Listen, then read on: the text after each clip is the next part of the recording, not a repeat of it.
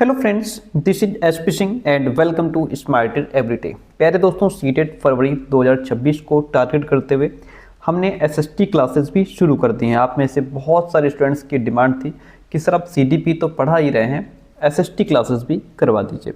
तो SST classes हम करवा रहे हैं और सबसे बड़ी बात यह है जो हमारे द्वारा तैयार किए गए नोट्स हैं, जिनसे जो दिसंबर 2024 का पूरा पेपर आपको यहीं से मिला था।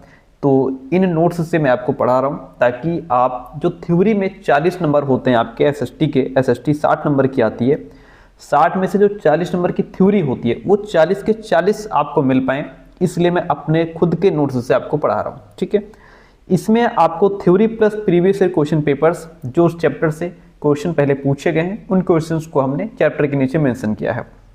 इसकी क्लास फर्स्ट हो चुकी है, प्लेलिस्ट बना दी हमने, सीटेट 2026 हिस्ट्री क्लास 6। ठीक है, इसकी प्लेलिस्ट नीचे मिल जाएगी डिस्क्रिप्शन बॉक्स में, वहां से सारी वीडियो सीक्वेंस में आपको मिलेंगी। एक ही क्लास हुई है, आज ये सेकंड क्लास है। तो आइए शुरू करते हैं। और इससे पहले वाली क्लास में हमने चैप्टर फर्स्ट और चैप्टर सेकंड को पढ़ा था। ठीक है, दो तरीके से चैप्टर पढ़े, चैप्टर से रिलेटेड जो क्वेश्चंस पूछे गए हैं प्रीवियस ईयर में उन क्वेश्चंस को पढ़ा हमने। ठीक है, चैप्टर सेकंड को कवर किया, बहुत अच्छे तरीके से मैं इमेजेस के माध्यम से आपको पूरी तरीके से समझाने का प्रयास किया है। आइए चैप्टर 3 आपका यहाँ से शुरू होता है। ये देखिए चैप्टर 3 है। और अगर आप हमारे एसएसटी के ये नोट्स लेना चाहें तो उसके लिए आप हमें इस नंबर पे, ये नंबर दिया गया है, यहाँ पे हमें व्हाट्सअप कर सकते हैं और आपको कुछ फीस पे करनी होगी। कंप्लीट एसएसटी के नोट्स आपको मिल जाएंगे, जो नोट्स जिनसे मैं पढ़ा रहा हूँ यही नोट्स आपको मिलेंगे और इनको पढ़ करके आप बहुत बेहतरीन मार्क्स गेन कर पाएंगे। आपकी जो 60 नंबर की एसएसटी होती है उसमें यदि आप 50-55 नंबर लाना चाहते हैं तो फिर ये नोट्स आपके लिए बहुत वैल्यूबल है। आइए शुरू कर, बहुत सारी बड़ी संख्या में स्टूडेंट्स ने नोट्स लिए हैं, जिन्होंने नहीं लिए अब तक वो भी ले लीजिए। देखिए चैप्टर 3 से शुरू करते हैं। चैप्टर 3 हमारा आरंभिक नगर की बात करेंगे, इन द अर्लीस्ट सिटीज़ की बात करेंगे और इसमें सबसे पहले आता है हड़प्पा की कहानी, द स्टोरी ऑफ हड़प्पा। देखिए क्या कहता है स्टोरी ऑफ हड़प्पा। हड़प्पा पूरा स्थल जो आधुनिक पाकिस्तान में है। सर कहाँ है हड़प्पा पूरा स्थल, कहाँ है आज? वो कहाँ है? पाकिस्तान में। ठीक है, लगभग 80 साल पहले पुरातत्वविदों ने इस स्थल को ढूंढा था। कब ढूंढा था? लगभग 80 साल पहले इसको ढूंढा। इस नगर की खोज सबसे पहले हुई थी। किसकी? ये जो हड़प्पा पुरा स्थल है, इस नगर की खोज सबसे पहले हुई थी। ठीक है, इसीलिए बाद में मिलने वाले इस तरह के सभी पुरा स्थलों में जो इमारतें और चीजें मिली उन्हें हड़प्पा सभ्यता की इमारतें कहा गया, क्योंकि सबसे पहले हड़प्पा पुरा स्थल जो आधुनिक पाकिस्तान में है इसको पुरातत्वविदों ने खोजा। इसके बाद जो नगर मिले, ठीक है, इस नगर की खोज सबसे पहले हुई थी और इसलिए बाद में जो भी मिलने वाले इसी तरह के पुरा स्थल थे, इमारतें थी, जो भी चीजें मिली उनको क्या कहा गया? हड़प्पा सभ्यता की इमारतें कहा गया, ये नाम दिया गया। ठीक है, इन शहरों का निर्माण लगभग 4700 साल पहले हुआ था। ऐसा अनुमान है कि लगभग 4700 साल पहले इनका निर्माण हुआ था। ठीक है, अच्छा ये जो नगर थे इनकी विशेषताएं क्या थी? आइए इनकी विशेषताओं पर नजर डालते हैं और यहाँ से कई सारे क्वेश्चंस बनते हैं। देखिए हमने बहुत पॉइंट टू पॉइंट लिखा है, थ्योरी पढ़ने की आवश्यकता नहीं है, बस पॉइंट रट लीजिए। इन नगरों में से कई को 2 या उससे ज्यादा हिस्सों में विभाजित किया गया था। सबसे बड़ी विशेषता यही है कि ये जो नगर थे इनको किसी को 2 में या किसी को उससे ज्यादा हिस्सों में विभाजित किया गया। अक्सर पश्चिमी भाग छोटा था लेकिन ऊंचाई पर बना था। समझिए, जो भी हमारे ये नगर थे इनका जो पश्चिमी भाग था वो छोटा था लेकिन ऊंचाई पर बना था। ऊंचाई वाले भाग को पुरातत्वविदों ने नगर दुर्ग कहा है। यहां से क्वेश्चन पूछा गया है नगर दुर्ग से, कई बार रिपीटेड क्वेश्चन है तो ध्यान रखिएगा। जो भाग पश्चिमी भाग छोटा है, ऊंचाई पर बना है, ऊंचाई वाले भाग को क्या कहा पुरातत्वविदों ने? नगर दुर्ग कहा। ठीक है, पूर्वी हिस्सा बड़ा था। पूरब का हिस्सा कैसा था? पूरब का हिस्सा बड़ा था लेकिन यह निचले इलाके में था। निचले हिस्से को निचला नगर कहा गया। क्या कहा गया? निचला नगर कहा गया। ठीक है, कुछ नगरों के नगर दुर्ग में कुछ खास इमारतें बनाई गई थी। मोहनजोदड़ो में खास तालाब बनाया गया था जिसे पुरातत्वविदों ने महान स्नानागार कहा। मोहनजोदड़ो में एक खास तालाब बनाया गया जिसको पुरातत्वविदों ने क्या कहा, महान स्नानागार कहा। इसमें भरने के लिए पानी कुएं से निकाला जाता था और उपयोग के बाद इसे खाली कर दिया जाता था। ये जो महान स्नानागार की पिक्चर आपके सामने, इसको आप देख पा रहे हैं, इसमें क्या होता था कि पानी कुएं से निकाल करके इसमें भर दिया जाता था और जब उसका यूज हो जाता था तो फिर उस पानी को बाहर निकाल दिया जाता था। ठीक है, खाली कर दिया जाता था। शायद यहां विशिष्ट नागरिक विशेष अवसरों पर स्नान किया करते थे। ऐसा अनुमान है कि ये जो तालाब बनाया जाता था यहाँ पे शायद कुछ विशेष नागरिक, ठीक है, जो उच्च पद पर आसीन थे या जो विशेष लोग थे, जो सम्माननीय लोग थे, उनको कुछ विशेष अवसर, कुछ त्योहार हो गए, शादी पार्टी फंक्शन हो गया, उन विशेष अवसरों पर स्नान किया करते थे, ऐसा अनुमान है। ये क्या है, ये महान स्नानागार है। ठीक है, कालीबंगा और लोथल जैसे अन्य नगरों में अग्निकुंड मिले हैं। अग्निकुंड कहाँ मिले हैं, कालीबंगा और लोथल जैसे कुछ नगर हैं वहां अग्निकुंड मिले हैं, जहां संभवतः यज्ञ किए जाते होंगे, ऐसा अनुमान है। ठीक है, हड़प्पा, मोहनजोदड़ो और लोथल जैसे कुछ नगरों में बड़े बड़े भंडार गृह भी मिले हैं। कहाँ, हड़प्पा, मोहनजोदड़ो और लोथल जैसे कुछ नगर हैं जहां बड़े बड़े भंडार गृह भी मिले हैं। ओके, इन शब्दों को, इन लाइंस को ध्यान रखिएगा आप। आगे बढ़ते नगर और नए शिल्प की बात करते हैं। बहुत अहम पॉइंट्स को लिखा गया है, ध्यान रखिएगा। नगर और नए शिल्प की बात करेंगे। हड़प्पा के नगरों से पुरातत्वविदों को जो चीजें मिली हैं उनमें अधिकतर पत्थर, शंख, तांबे, कांसे, सोने और चांदी जैसी धातुओं से बनाई गई थी। हड़प्पा के नगरों से पुरातत्वविदों को जो भी चीजें मिली हैं वो किसकी बनी हैं, वो अधिकतर या तो पत्थर की हैं, शंख की हैं, तांबे की हैं, कांसे की हैं, सोने की और चांदी जैसी धातुओं से वो बनाई गई थी। तांबे और कांसे से औजार, हथियार, गहने और बर्तन बनाए जाते थे। किससे, तांबे और कांसे से। ठीक है, सोने और चांदी से गहने और बर्तन बनाए जाते थे। सोने चांदी से भी बर्तन बनाए जाते थे। ठीक है, यहां मिली सबसे आकर्षक वस्तुओं में मनके, बाट और फलक हैं। अगर आपसे पूछ ले कि सबसे आकर्षक वस्तुएं यहाँ कौन सी मिली, तो यहाँ पे मनके, बाट और फलक, ये बहुत ही आकर्षक वस्तुएं थी। बहुत ही कैसी थी, बहुत ही आकर्षक वस्तुएं थी। ठीक है, चलिए आगे बात करते हैं। हड़प्पा सभ्यता के लोग पत्थर की मोहरें बनाते थे। मोहरें किसकी होती थी, पत्थर की मोहरें बनाते थे और आयताकार मोहरों पर सामान्यतः जानवरों के चित्र मिलते हैं। ये जो आयताकार मोहरें होती थी, इन पर किसके चित्र मिलते हैं, इन पर सामान्यतः जानवरों के चित्र मिलते हैं। हड़प्पा सभ्यता के लोग काले रंग से डिजाइन किए हुए खूबसूरत लाल मिट्टी के बर्तन बनाते थे। विशेषताएं ध्यान रखिएगा, बहुत अच्छे तरीके से क्या करते थे, जो हड़प्पा सभ्यता के लोग थे, काले रंग से डिजाइन किए हुए खूबसूरत लाल मिट्टी के बर्तन बनाया करते थे। ओके, इतनी बात क्लियर है, ये विशेषताएं हो गई। अब देखिए अगला पॉइंट कहता है, संभवतः 7000 साल पहले मेहरगढ़ में कपास की खेती होती थी।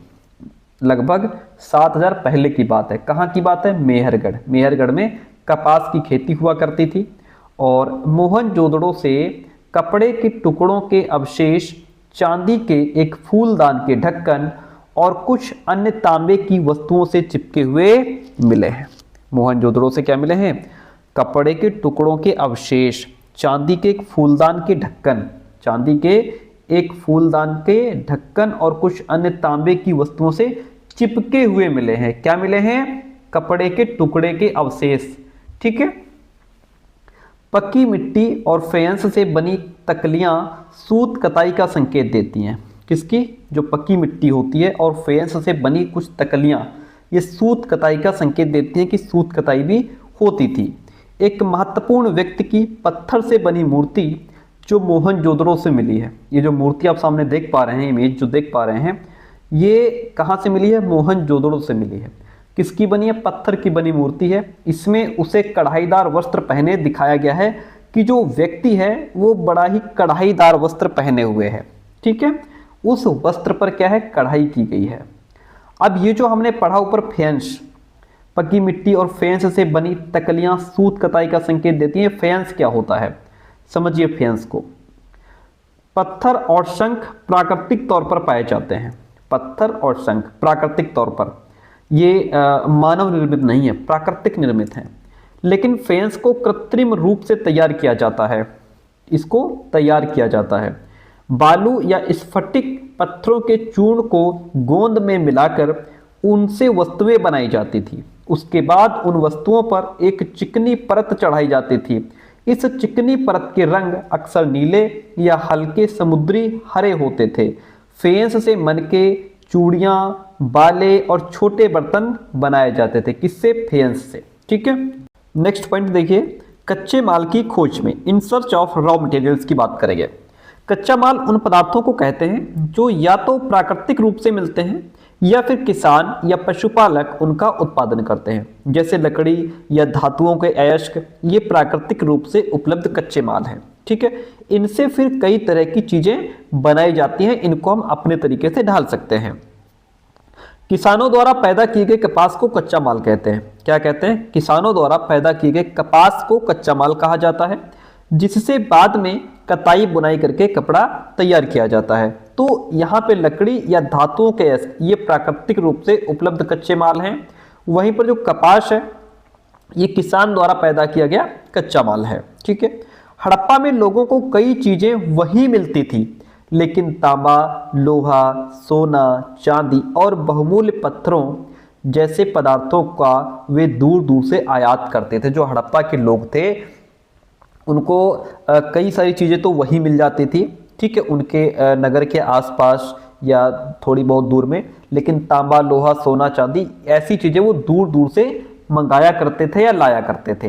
हड़प्पा के लोग तांबे का आयात संभवतः आज के राजस्थान से करते थे। कहां से करते थे? जो आज का राजस्थान है, यहां से वो तांबे का आयात करते थे, तांबे को मंगाते थे या ले जाते थे। ठीक है, यहां तक कि पश्चिम एशियाई देश ओमान से भी तांबे का आयात किया जाता था। पॉइंट को रट लीजिएगा, ध्यान रखिएगा कि हड़प्पा के लोग तांबे का आयात कहां से करते थे? आज के राजस्थान से। ठीक है, और यहां तक कि पश्चिमी एशियाई देश ओमान से भी तांबे का आयात किया जाता था। कांसा बनाने के लिए तांबे के साथ मिलाई जाने वाली धातु टिन का आयात आधुनिक ईरान और अफगानिस्तान से किया जाता था। आपसे क्वेश्चन पूछ लेगा कि हड़प्पा के लोग टिन का आयात कहां से करते थे? तो हड़प्पा सभ्यता के जो लोग थे वो टिन का आयात आधुनिक ईरान और अफगानिस्तान से करते थे। ठीक है, चलिए, सोने का आयात आधुनिक कर्नाटक और बहुमूल्य पत्थर का आयात गुजरात, ईरान और अफगानिस्तान से किया जाता था। क्वेश्चन आपसे पूछेगा सोने का आयात कहां से किया जाता था? तो हड़प्पा सभ्यता के लोग सोने का आयात कर्नाटक से करते थे। बहुमूल्य पत्थर का आयात गुजरात, ईरान और अफगानिस्तान से किया जाता था। ठीक है, रट लीजिएगा, बहुत महत्वपूर्ण लाइनें आपके लिए लिखी गई हैं। पॉइंट कहता है नगरों में रहने वालों के लिए भोजन, food for people in the cities, इनके लिए भोजन की व्यवस्था कैसे होती थी? लोग नगरों के अलावा गांवों में भी रहते थे। वे अनाज उगाते थे और जानवर पालते थे। ठीक है, नगर के अलावा गांव में भी लोग रहते थे। हड़प्पा के लोग गेहूं, जौ, दालें, मटर, धान, तिल और सरसों उगाते थे। ये सब कुछ उगाते थे। हड़प्पा के लोग गाय, भैंस, भेड़ और बकरियां भी पालते थे। जमीन की जुताई के लिए हल का प्रयोग एक नई बात थी उस समय। हड़प्पा काल के हल तो नहीं बच पाए हैं क्योंकि वे अक्सर लकड़ी से बनाए जाते थे, लेकिन हल के आकार के खिलौने मिले हैं। ये आपसे क्वेश्चन पूछा भी गया है सीटेट में पहले। तो क्या मिले हैं? हल के आकार के खिलौने मिले हैं। हालांकि जो असली हल थे वो तो नहीं मिल पाए, लेकिन खिलौने जरूर मिले हैं। इससे पता लगता है कि लोग पहले हल का प्रयोग किया करते थे। अगला पॉइंट, गुजरात में हड़प्पा कालीन नगर की बात करते हैं। देखिए, कच्छ के इलाके में खदिर बेत के किनारे धौलावीरा नगर बसा था। सर, धौलावीरा नगर कहां बसा था भैया? कच्छ के इलाके में खदिर बेत के किनारे धौलावीरा नगर बसा था। वहां साफ पानी मिलता था, जमीन उपजाऊ थी, तो नगर भी वहां बसा हुआ था। ठीक है, जहां हड़प्पा सभ्यता के कई नगर दो भागों में बंटे हुए थे, वहीं धौलावीरा नगर को 3 भागों में बांटा गया था। क्वेश्चन आपसे पूछ लेगा धौलावीरा नगर कहां बसा था और कितने भागों में बटा था? तो ये खदिर बेत के किनारे पर बसा हुआ था, जो कि 3 भागों में बटा हुआ था। इसके हर हिस्से के चारों ओर पत्थर की ऊंची ऊंची दीवार बनाई गई थी। इस नगर में एक खुला मैदान भी था जहां सार्वजनिक कार्यक्रम आयोजित किए जाते थे, जहां सब लोग इकट्ठे होते थे, सार्वजनिक कार्यक्रम होते थे। ठीक है, अगला पॉइंट, गुजरात की खंभात की खाड़ी में मिलने वाले साबरमती की एक उपनदी के किनारे बसा लोथल नगर ऐसे स्थान पर बसा था जहां कीमती पत्थर जैसा कच्चा माल आसानी से मिल जाता था। ठीक है, यहां पत्थरों, शंख और धातुओं से बनाई गई चीजों का एक महत्वपूर्ण केंद्र भी था। ये कौन? गुजरात की खंभात की खाड़ी। ध्यान दीजिए, फिर से पढ़िए इस पॉइंट को। गुजरात की खंभात की खाड़ी में मिलने वाली साबरमती की एक उपनदी के किनारे बसा लोथल नगर। कौन सा नगर? लोथल नगर। ठीक है, लोथल नगर ऐसे स्थान पर बसा था जहां कीमती पत्थर जैसा कच्चा माल आसानी से मिल जाता था। कहां? लोथल नगर में। ठीक है, यह पत्थर, शंख और धातुओं से बनाई गई चीजों का एक महत्वपूर्ण केंद्र था। कौन सा स्थान? लोथल नगर। कौन सा स्थान? लोथल नगर। ठीक है, लोथल का बंदरगाह देखिए, यह है वो इमेज बंदरगाह की। आ डॉकयार्ड एट लोथल। ये बड़ा तालाब लोथल का बंदरगाह रहा होगा। ऐसी उम्मीद है कि जो बड़ा तालाब है ये लोथल का बंदरगाह रहा होगा, जहां समुद्र के रास्ते आने वाली नाव रुकती थी। संभवतः यहां पर माल चढ़ाया उतारा जाता होगा, ऐसा अनुमान है। ठीक है, यहां पर एक इमारत भी मिली है जो संभवतः मनके बनाने का काम होता होगा। उस इमारत में पत्थर के टुकड़े, अध बने मनके, जो मनके हैं वो आधे बने हुए, ठीक है, मनके बनाने वाले उपकरण और तैयार मनके भी यहां से मिले हैं। इसीलिए ऐसी उम्मीद की जाती है कि यहां एक जो इमारत है वहां पे मनके बनाने का काम होता होगा, क्योंकि यहां पे आधे बने हुए मनके, पत्थर के टुकड़े और मनके बनाने वाले उपकरण भी यहां पे मिले हैं। ठीक है, आगे बढ़ते हैं। अब ये चैप्टर हो गया खत्म। इस चैप्टर से किस तरीके से क्वेश्चंस पूछे गए हैं आइए देखते हैं। क्वेश्चन पहला है, कहता है कि निम्नलिखित में से हड़प्पन मोहर के बारे में कौन सा कथन सही है? जो हड़प्पा की मोहरें हैं उनके बारे में सही बताना है हमको। ठीक है, हड़प्पा संस्कृति लोग पत्थरों से मोहर बनाते थे। जी बिल्कुल, अभी हमने पीछे पढ़ा हड़प्पा संस्कृति के लोग पत्थर से मोहर भी बनाते थे। ठीक है, मोहर सामान्यतः गोलाकार होती थी। नहीं, मोहर गोलाकार नहीं होती थी, मोहर चौकोर होती थी। आप ध्यान रखिएगा कि हड़प्पा सभ्यता की जो मोहर है वो चौकोर होती थी, इस तरीके की होती थी। ठीक है, इस तरीके की। और मोहर में एक जानवर की आकृति भी होती थी। यहाँ पे नीचे एक जानवर होता था, ऊपर कुछ लिपि में यहाँ पे लिखा हुआ है, कुछ खास लिपि में लिखा हुआ है इस तरीके से, जिसको पढ़ने की कोशिश की गई है लेकिन उसका अर्थ अभी तक क्लियर नहीं हुआ है। ये एक मोहर है, हड़प्पा संस्कृति की जो मोहर है वो इस तरीके की मोहर है। यहाँ पे नीचे एक जानवर बना हुआ है और यहाँ पे कुछ खास लिपि में लिखा हुआ है जो अभी तक समझ में नहीं आया है। तो जो मोहर होती थी वो चौकोर होती थी, गोलाकार नहीं होती थी।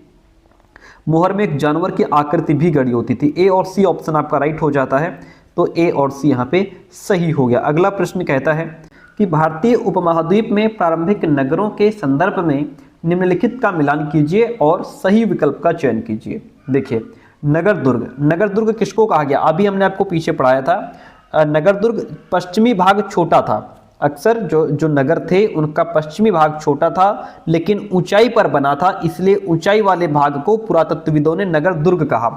तो नगर दुर्ग क्या है? मोहनजोदड़ो की नगर की खास विशेषता है। ठीक है, तो ऊंचाई वाले भाग को नगर दुर्ग कहा है पुरातत्वविदों ने। A4 हो गया। ठीक है, अग्निकुंड, अग्निकुंड कहाँ मिले हैं? कालीबंगा में। कालीबंगा और लोथल जैसे जो नगर थे वहां पे अग्निकुंड मिले हैं, तो अग्निकुंड कहाँ मिले? कालीबंगा में। ठीक है, भंडार गृह कहाँ मिले? भंडार गृह आपको मिले हैं हड़प्पा में। ठीक है, हड़प्पा, मोहनजोदड़ो और लोथल जैसे कुछ नगरों में बड़े बड़े भंडार गृह भी हम लोगों को हमको मिले हैं। तो हड़प्पा किसके साथ चला जाएगा? भंडार गृह किसके साथ चला जाएगा? हड़प्पा के साथ में।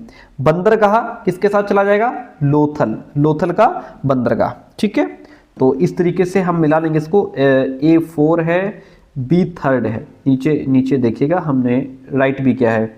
A4 B3 है and C2 and D first हो जाएगा। ठीक है, option first is the right one over here. आगे बढ़ते हैं, अगला क्वेश्चन लीजिए। कहता है निम्न शुरुआती नगरों में से किस स्थान से कपड़ों के टुकड़े के अवशेष चांदी के एक फूलदान के ढक्कन से चिपके हुए मिले हैं। निम्न शुरुआती नगरों में से किस स्थान से? तो मोहनजोदड़ो से। कहां से मिले हैं? मोहनजोदड़ो से। ऑप्शन फर्स्ट राइट हो गया। वेरी गुड, आगे बढ़िए। हमें ज्ञात है कि हड़प्पाकालीन लोगों ने हल का प्रयोग किया था क्योंकि पुरातत्वविदों को साक्ष्यानी प्रमाण मिले हैं। किसके प्रमाण मिले हैं? जो हल है, खिलौना हल का प्रमाण मिला है। किसका? जो वास्तविक हल थे वो तो नहीं बच पाए, लेकिन खिलौना हल मिला है, हल का खिलौना मिला है। यहाँ पे ऊपर हम लोगों ने भी पढ़ा था। ठीक है, चलिए अगला क्वेश्चन लीजिए। 15 दिसंबर 2024 का क्वेश्चन है, बड़ा प्यारा सा क्वेश्चन है। हड़प्पा सभ्यता के लोग दक्ष शिल्पकार थे तथा डैश धातु ज्ञान से संपन्न थे। किस धातु का उनको अच्छा ज्ञान था? लोहा, पीतल, तांबा या कांसा? तो उन्हें तांबे का अच्छा ज्ञान था। ठीक है, हड़प्पा सभ्यता के लोग दक्ष शिल्पकार थे तथा तांबा धातु ज्ञान से वो संपन्न थे। Option C is the right one in this question. बात करते हैं चैप्टर 4 की। एक क्लास में हम लोग 2 चैप्टर को कवर करेंगे। ठीक है, और फिर मैं आपसे कह रहा हूँ ये नोट्स बहुत वैल्यूबल हैं, कीमती हैं, आप खुद देख पा रहे होंगे। पॉइंट टू पॉइंट लिखा है, बहुत ज़्यादा थ्योरी पढ़नी नहीं है आपको, बस पॉइंट्स को समझना है। ठीक है, तो नोट्स लेने के लिए जो नंबर हमने बताया है वहाँ पे आप व्हाट्सअप करिएगा। दुनिया के देखिए क्या बताती हैं हमें किताबें और कब्रें, यहाँ से हमें क्या ज्ञान मिला है? दुनिया के प्राचीनतम साहित्यिक स्रोतों में एक, देखिए वेद कितने हैं? वेद 4 हैं, ऋग्वेद, सामवेद, यजुर्वेद और अथर्ववेद। ये 4 हमारे वेद हैं। सबसे पुराना वेद है ऋग्वेद, जिसकी रचना लगभग 3500 साल पहले हुई। ऋग्वेद में 1000 से ज्यादा प्रार्थनाएं हैं जिन्हें सूक्त कहा गया है। सूक्त का मतलब है अच्छी तरह से बोला गया। सूक्त का मतलब अच्छी तरह से बोला गया। ये विभिन्न देवी देवताओं की स्तुति में रचे गए हैं, उनको याद करने के लिए, उनकी प्रार्थना करने के लिए उनको रचे गए हैं। इनमें से 3 देवता बहुत महत्वपूर्ण हैं, अग्नि, इंद्र और सोम। कौन 3 देवता बहुत महत्वपूर्ण हैं? अग्नि, इंद्र और सोम। अग्नि आग के देवता, इंद्र युद्ध के देवता हैं और सोम एक पौधा है। ध्यान रखिएगा, अग्नि आग के देवता, ठीक है, और इंद्र युद्ध के देवता हैं। सोम एक पौधा है जिससे एक खास पेय बनाया जाता था, यानी कि एक खास पीने वाला जो है पेय बनाया जाता था, पेय पदार्थ बनाया जाता था। वैदिक प्रार्थनाओं की रचना ऋषियों ने की थी। वैदिक प्रार्थनाओं की रचना किसने की थी? ऋषियों ने की थी।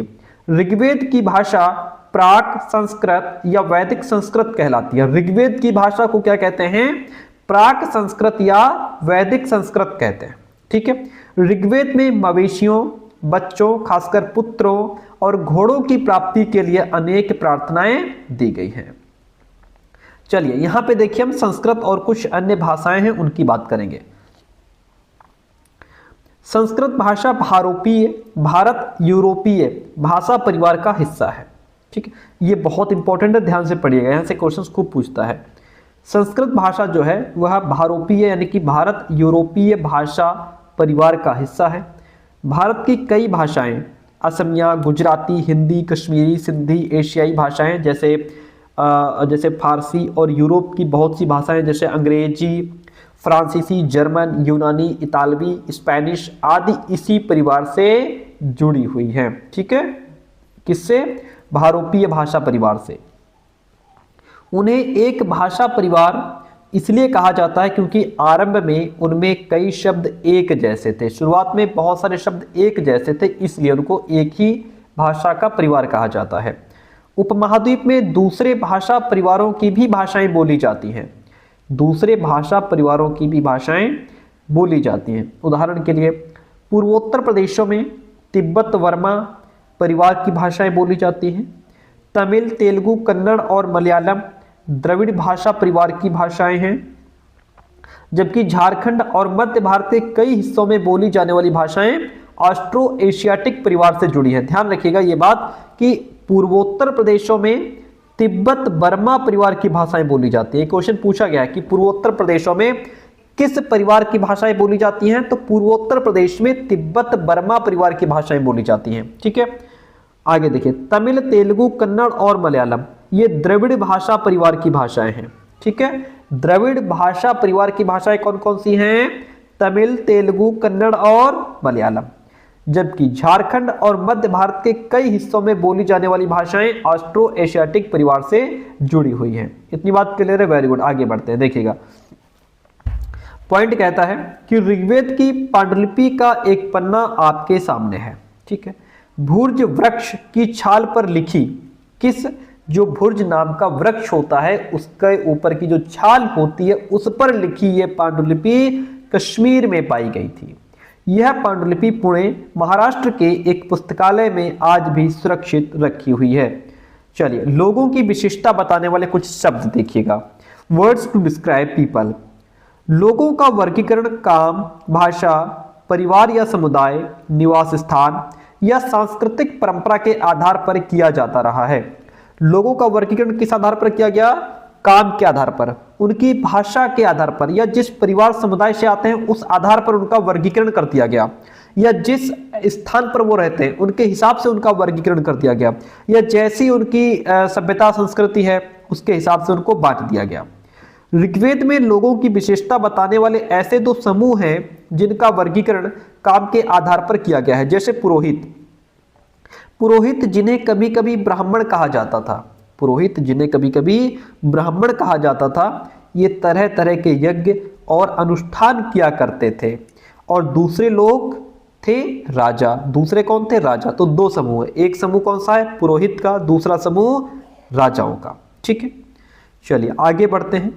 जनता या पूरे समुदाय के लिए दो शब्दों का इस्तेमाल होता था। एक था जन, ठीक है, एक था जन और दूसरा था विश्व। जनता या पूरे समुदाय के लिए दो शब्दों का प्रयोग होता था, एक था जन, दूसरा था विश्व। जन जिसका प्रयोग हिंदी और अन्य भाषाओं में आज भी होता है, आज भी हम लोग कहते हैं, ठीक है, जन का प्रयोग आज भी होता है। और दूसरा था विश्व, जैसे वैश्य शब्द से निकला है, वैश्य शब्द निकला है, जिससे वैश्य शब्द निकला है, विश्व, विश्व से निकला है वैश्य शब्द। जिन लोगों ने इन प्रार्थनाओं की रचना की वे कभी कभी खुद को आर्य कहते थे और अपने विरोधियों को दास या दस्यु कहा जाता था। जिन्होंने ऋग्वेद में रचनाओं प्रार्थनाओं की रचना की वे कभी कभी खुद को क्या कहते थे? आर्य कहते थे और अपने विरोधियों को दास या फिर दस्यु कहा जाता था, ठीक है। दस्यु कौन थे? दस्यु वे लोग थे जो यज्ञ नहीं करते थे और शायद दूसरी भाषाएं बोलते थे, उन्हें दस्यु कहा गया। बाद के समय में दास यानी कि जिसका स्त्रीलिंग दासी होता है, शब्द का मतलब गुलाम हो गया, ठीक है। जो दास है उनको बाद में गुलाम कह दिया गया। दास वे स्त्री और पुरुष होते थे जिन्हें युद्ध में बंदी बनाया जाता था। उन्हें उनके मालिक की जायदाद माना जाता था कि अब ये हमारी जायदाद है, ठीक है। जो भी काम मालिक चाहते थे उन्हें वो सब करना पड़ता था। आगे बढ़ते हैं। खामोश प्रहरी, कहानी महापाषाणों की पढ़ते हैं, देखिएगा बहुत इंपॉर्टेंट, यहाँ से क्वेश्चन खूब पूछता है।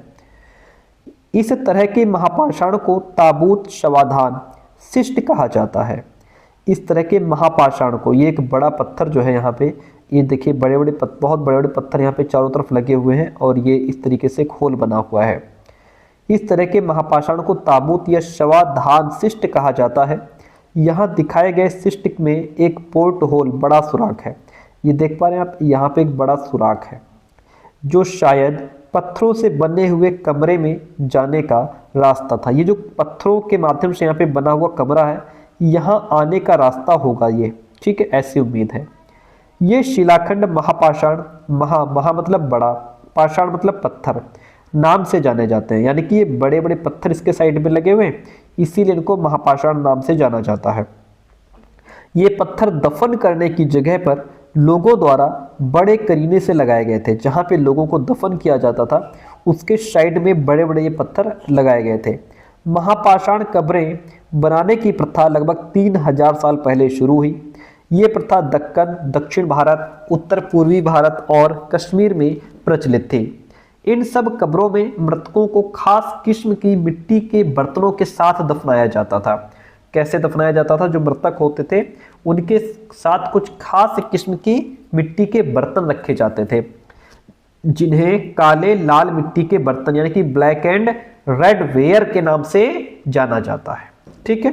इनके साथ ही मिले हैं लोहे के औजार और हथियार, घोड़ों के कंकाल और सामान तथा पत्थर और सोने के गहने भी मिले हैं। तो ये बात ध्यान रखिएगा कि जिन लोगों को दफनाया जाता था उनके साथ कुछ बर्तन रखे जाते थे जिसको ब्लैक एंड रेड वेयर, काले लाल मिट्टी के बर्तन भी कहा जाता है, और इन्हीं के साथ मिले हैं कुछ लोहे के औजार भी, हथियार, घोड़े के कंकाल, सामान, पत्थर, सोने के गहने भी मिले हैं। ठीक है, आगे बढ़ते हैं। अगला पॉइंट, लोगों की सामाजिक असमानता की बात कर लेते हैं। देखिए, सोशल डिफरेंस। ब्रह्मगिरी, यहां एक व्यक्ति की कब्र में, ब्रह्मगिरी की बात हो रही है, यहां एक व्यक्ति की कब्र में 33 सोने के मनके और शंख पाए गए हैं। कितने? 33 सोने के मनके और शंख पाए गए हैं। दूसरे कंकालों के पास सिर्फ कुछ मिट्टी के बर्तन ही पाए गए। ये दफनाए गए लोगों की सामाजिक स्थिति में भिन्नता को दर्शाता है। भाई, जिसकी कब्र में 33 सोने के मनके मिले, इसका मतलब वो अमीर घर से थे। जहां सिर्फ कुछ मिट्टी के बर्तन मिले, इसका मतलब कि वो गरीब घर से थे। तो कुछ लोग अमीर थे, कुछ गरीब, इसका पता यहीं से चलता है। महापाषाणों में एक से अधिक कंकाल मिले हैं। ठीक है, यानी कि वहां पे एक से अधिक लोगों को दफनाया गया है, तभी तो एक से अधिक कंकाल मिले हैं। ये दर्शाते हैं कि शायद एक ही परिवार के लोगों को एक ही स्थान पर अलग अलग समय पर दफनाया गया। ठीक है, और बाद में मरने वाले लोगों को पोर्ट होल के रास्ते कब्रों में लाकर दफनाया जाता था। पोर्ट होल के रास्ते कहने का मतलब है, ये जो यहाँ पे बना हुआ है, इसमें ये जो पोर्ट होल है, इसी के रास्ते उसको यहाँ इसमें अंदर लाया जाता था। तो एक ही परिवार के लोगों को अलग अलग समय पर, जो जैसे जब खत्म होता चला गया, उसको वहीं पर दफना दिया गया। ठीक है, पोर्ट होल के रास्ते कब्रों में लाकर दफनाया जाता था। ऐसे स्थान पर गोलाकार लगाए गए पत्थर या चट्टान चिन्हों का काम करते थे। ठीक है, अब बात करते हैं इनाम गांव की। इनाम गांव यह भीमा की सहायक नदी घोड़ के किनारे एक जगह है। इनाम गांव क्या है? ये भीमा की सहायक नदी घोड़ के किनारे एक जगह है इनाम गांव। इस जगह पर 3600 से 2700 साल पहले लोग रहते थे। यहाँ वयस्क लोगों को अक्सर गड्ढे में सीधा लिटाकर दफनाया जाता था। उनका सिर उत्तर की ओर होता था। कई बार उन्हें घर के अंदर ही दफना दिया जाता था। किसकी बात हो रही है? इनाम गांव की बात हो रही है। आइए कंकालों का अध्ययन करते हैं। देखिए, छोटे आकार के आधार पर एक बच्चे के कंकाल को आसानी से पहचाना जा सकता है, लेकिन एक बच्चे और एक बच्ची के कंकाल के बीच कोई बड़ा फर्क नहीं होता। कंकाल का लिंग पहचानने का बेहतर तरीका उसकी हड्डियों की जांच होती है। उसकी हड्डियों से पता चलता है कि ये कोई गर्ल है या बॉय है। चूंकि महिलाएं बच्चों को जन्म देती हैं, इसलिए उनका कटी प्रदेश यानी कि कूल्हा पुरुषों से ज्यादा बड़ा होता है। इसी के आधार पर पता लगता है कि ये पुरुष का ये बॉडी कंकाल है या स्त्री का है। आज से लगभग 2000 साल पहले चरक नाम के प्रसिद्ध वैद्य हुए थे। उन्होंने चिकित्सा शास्त्र पर चरक संहिता नाम की किताब लिखी। किसने लिखी थी? चरक। देखिए, लगभग 2000 साल पहले एक चरक नाम के प्रसिद्ध वैद्य हुए थे। उन्होंने चिकित्सा शास्त्र पर चरक संहिता नाम किताब लिखी थी। क्वेश्चन ये कई बार पूछा गया है। वे कहते हैं कि मनुष्य के शरीर में 360 हड्डियां होती हैं। यह आधुनिक शरीर रचना विज्ञान की 206 हड्डियों से काफी ज्यादा है। किसने कहा कि 360 हड्डियां होती हैं? तो चरक ने कहा। जिन्होंने चिकित्सा शास्त्र पर चरक संहिता किताब लिखी थी, उसमें उन्होंने कहा कि मनुष्य के शरीर में 360 हड्डियां होती हैं। संभवतः चरक ने अपनी गिनती में दांत, हड्डियों के जोड़ और कार्टिलेज को जोड़कर यह संख्या बताई थी, ऐसा अनुमान है। चैप्टर खत्म हुआ। आइए इसके क्वेश्चंस पर नजर डालते हैं। देखिए, पहला क्वेश्चन आपके सामने कहता है, वो भुर्ज या बर्च छाल कहाँ पाई गई जिस पर ऋग्वेद की वैदिक प्रार्थना या सूक्त लिखी गई थी? तो वो पाई गई कश्मीर में। कहाँ पाई गई? कश्मीर में। अभी हमने पीछे पढ़ाया था आपको।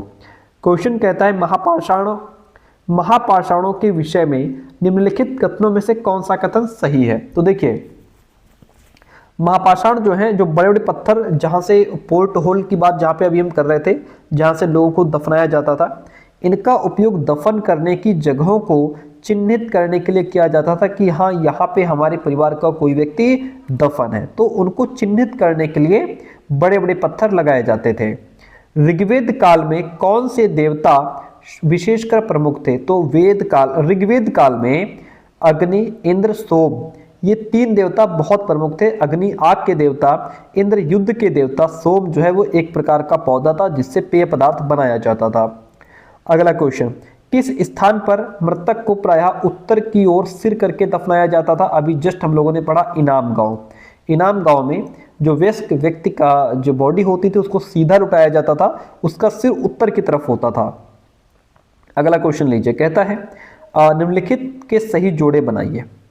संस्कृत किस भाषा परिवार से है? तो संस्कृत जो है वो भारोपीय यानी कि भारत यूरोपीय भाषा परिवार से संबंधित है। ठीक है। पूर्वोत्तर क्षेत्रों की भाषा में आपका तिब्बत बर्मा भाषा परिवार आता है। मलयालम जो है ये आपका द्रविड़ भाषा परिवार का हिस्सा है। मध्य भारत की भाषा ऑस्ट्रो एशियाटिक भाषा परिवार की भाषा है, जो अभी हम लोगों ने यहाँ पे पीछे पढ़ा था। ठीक है, इसमें देखिए, तो इसीलिए मैंने कहा इसको ध्यान रखिएगा कि जैसे संस्कृत भाषा भारोपीय भारत और यूरोपीय भाषा परिवार का हिस्सा है। ठीक है, और पूर्वोत्तर प्रदेशों में तिब्बत बर्मा परिवार की भाषाएं बोली जाती हैं। तमिल, तेलुगु, कन्नड़, मलयालम ये द्रविड़ भाषा परिवार की हिस्सा हैं। ठीक है, तो ये इंपॉर्टेंट चीज़ है, इसको आपको ध्यान रखना होगा। इतनी बात क्लियर होती है। अगला क्वेश्चन लीजिए, महापाषाण कब्रों के संबंध में निम्नलिखित 2 कथन ए और बी पर विचार कीजिए, सही उत्तर का चयन कीजिए। महापाषाण कब्रों के संबंध में देखिए, इन कब्रों में सामान्यतः काले लाल मिट्टी के बर्तनों को मृतकों के साथ दफनाया जाता था। जी बिल्कुल, काले लाल मिट्टी के जो बर्तन होते थे जिनको ब्लैक एंड रेड वेयर कहा गया, अभी हम लोगों ने पीछे पढ़ा, तो वो बर्तन भी दफनाए जाते थे। विभिन्न कब्रों में लोहे के औजार, हथियार, घोड़े के कंकाल और सामान तथा पत्थर और सोने के गहने भी मिले हैं। ये भी हमने पीछे पढ़ा था। अभी ए और बी दोनों ही ऑप्शंस यहाँ पे हमारे राइट हो जाते हैं। अगला क्वेश्चन लीजिए, इनाम गांव जो भीमा की सहायक नदी घोड़ के किनारे स्थित है, वहां पर वयस्क लोगों को गड्ढे में दफनाते समय उनका सिर किस ओर होता था? उनका सिर उत्तर की ओर होता था। सर कहाँ होता था? उत्तर की ओर होता था। क्वेश्चन कहता है महापाषाण के कब्रों से संबंधित निम्नलिखित कथनों में से कौन सा कथन सही नहीं है, गलत हमको ढूंढना है। देखिए, कुछ कब्रों में एक ही परिवार के लोगों को अलग अलग समय पर दफनाया गया था। जी बिल्कुल, एक ही कब्र में जो है एक ही परिवार के अलग अलग लोगों को अलग अलग समय पर उस कब्र में दफनाया गया, जिन्हें पोर्ट होल के जरिए अंदर लाया जाता था। कब्रों में दफनाए गए लोगों की चीज़ें जो खुदाई से प्राप्त हुई हैं वो सामाजिक भिन्नता को दर्शाती है। कुछ लोगों के साथ जैसे सोने की चीज़ें मिली, कुछ के पास कुछ के कब्र में केवल मिट्टी के बर्तन मिले। इससे उनकी सामाजिक भिन्नता, आर्थिक स्थिति का पता लगता है कि कुछ लोग अमीर थे, कुछ गरीब थे। कब्रों में दोबारा जाने के लिए बने रास्ते को पोर्ट होल के नाम से जाना जाता था। इसमें सभी सही ऑप्शंस, कोई भी गलत नहीं है। अगला क्वेश्चन तो नहीं है, चैप्टर 5 हम लोग कल डिस्कस करेंगे। ठीक है, तो ये थी आज की क्लास। कैसे रही कमेंट करके जरूर बताइएगा। एंड नोट्स अगर आपने नहीं लिए तो नोट्स लेकर के पढ़ाई शुरू कर दीजिए, इनको रटना शुरू कर दीजिए। बहुत महत्वपूर्ण नोट्स है आपके लिए। ठीक है, थैंक यू सो मच।